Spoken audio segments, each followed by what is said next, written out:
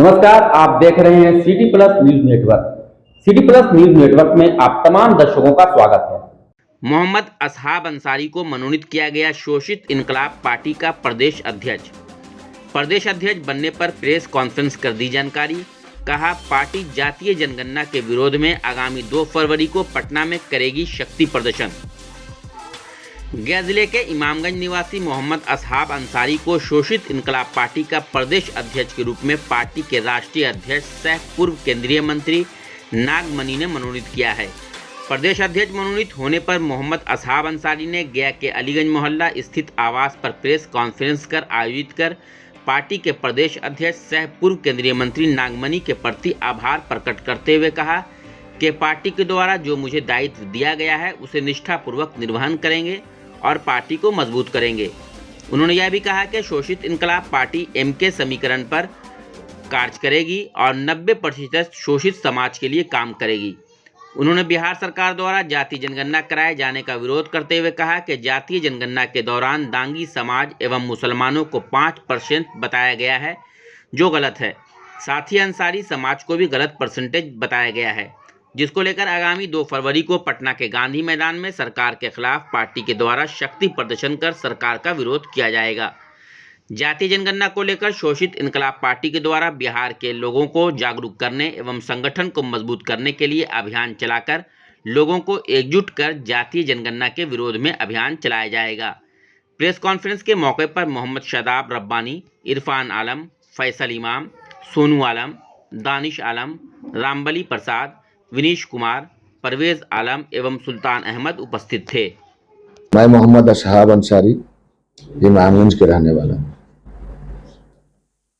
मुझे शोषित इनकलाब पार्टी का बिहार प्रदेश अध्यक्ष बनाया गया।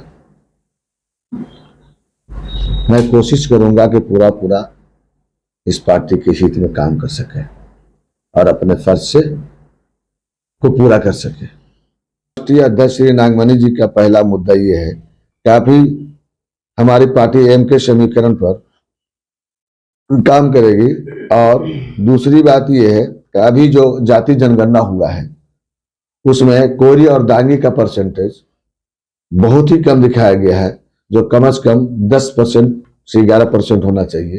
ये 4 पर ला करके हमारे कोरी भाई को और दांगी समाज को दोनों कर दिया गया है।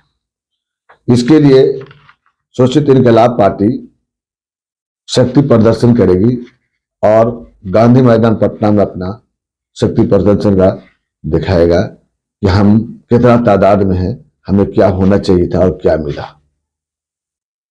दूसरी बात यह है कि उसी तरीके से मुसलमानों में भी परसेंटेज के हिसाब देखा जाए तो 2014 का अभी तक हमारे पास लिस्ट है। 2014 का अभी तक हमारे पास लिस्ट है पूरे बिहार का।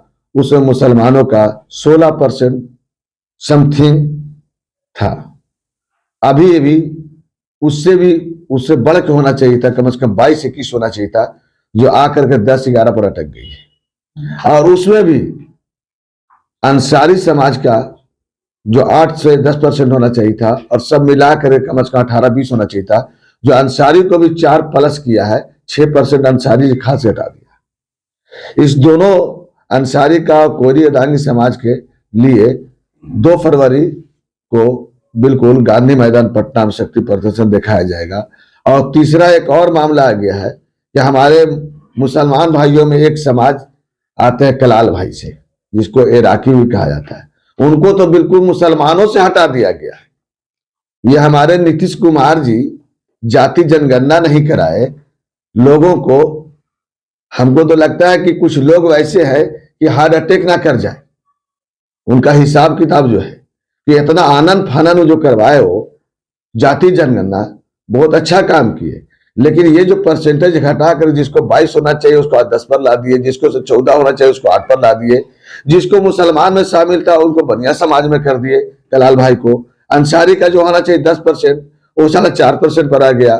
पूरे मुसलमानों को होना चाहिए था 20 से 22%, वो मालूम हो कि 10 प्लस लगभग समथिंग 10 पर अटक गया। ये आनंद फानंद जो नीतीश जी काम किए हैं उसके लिए हम लोग वहां शक्ति प्रदर्शन करेंगे। गांधी मैदान 2 फरवरी को डेट दिया गया है और नीतीश कुमार को दिखाएंगे कि आप जल्दबाजी में जो काम कर रहे हैं ये अच्छा नहीं कर रहे हैं। तीसरी बात ये है कि हमारे नीतीश कुमार जी जदयू पार्टी के जो सीएम हैं, अभी तो सबके लिए सीएम है लेकिन है तो जदयू पार्टी से, और दूसरी पार्टी हमारी जो आरजेडी है, ये लोग दोनों समझ रहे हैं कि मुसलमानों को उल्लू बना करके रखे, इनके पास कोई विकल्प नहीं है, इसलिए कि बीजेपी में मुसलमान जाएगा नहीं। तो ये गलतफहमी की शिकार छोड़ दे लोग। यह असहाब अंसारी शोषित इनकलाब पार्टी का प्रदेश अध्यक्ष जो अभी अभी बनाया गया है, मैं इनको करके दिखाऊंगा कि तीसरा विकल्प भी हमारे पास मिल गया है जो मैं ढूंढ रहा था कि आरजेडी और जदयू ही नहीं सिर्फ मुसलमानों के लिए है, हमारा तीसरा विकल्प भी आ गया जो शोषित इनकलाब पार्टी बनी है। और इनके राष्ट्रीय अध्यक्ष जो श्री नागमणि जी है, इसके पहले ही राज्यसभा के मेंबर रह चुके हैं और लोकसभा भी जीते हैं। जब बिहार झारखंड अलग हुआ था उस टाइम औरंगाबाद चतरा लोकसभा से एमपी रहे थे। इनको मैं 20 साल से जानता हूं, इनका काम भी मैं देखा हूं, तो मैं इनको किसी भी हाल में मजबूत करूंगा। और हमारी कोशिश पूरी रहेगी कि आरजेडी और जदयू किसी भी हाल में ये सोच रहे कि मुसलमान कहीं नहीं जाएगा, तो मैं फेर बदल करके दिखा दूंगा। अल्लाह ने चाहा तो बड़ी बात तो नहीं बोलता हूं। और जहां तक अंसारी मैं हूं, अंसारी का मामला जो है, तो इमारत अंसार कमेटी का नायब मैं चेयरमैन हूं, जो मैं लालू जी को भी बुलाया था और नीतीश जी को भी बुलाया था, एक जमाने में रविलास को भी बुलाया था। इन्होंने आईना दिखाया, चेहरा तो चमकाया, लेकिन जब वक्त आया साफ करने का तो सारे लोग हमको धोखा दिया।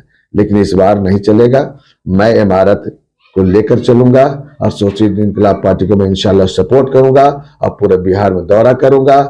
और अल्लाह ने चाहा तो बड़ी बात तो नहीं बोलता हूं, मैं एक बहुत बड़ी तादाद में पटना गांधी मैदान में सिर्फ मुस्लिम अधिकार सम्मेलन करके दिखाऊंगा। और मुस्लिम अधिकार सम्मेलन में वो डिमांड होगा कि हमारा जो सपोर्ट करेगा, जो साहब अंसारी सपोर्ट करेगा, उसी के साथ रहेगा। और चाहे वो आरजेडी हो या जदयू हो, किसी भी हाल में ना सोचे कि मेरे अलावा कहाँ जाएगा। इतना जाए कि मुस्लिम को जो हक है वो दिया जाए, और नहीं तो तीसरा विकल्प मुसलमान ढूंढ लिया है। खबरों से अपडेट रहने के लिए हमारे चैनल को सब्सक्राइब जरूर करें और फेसबुक पर देखने के लिए श्याम किशोर जर्नलिस्ट को फॉलो करें।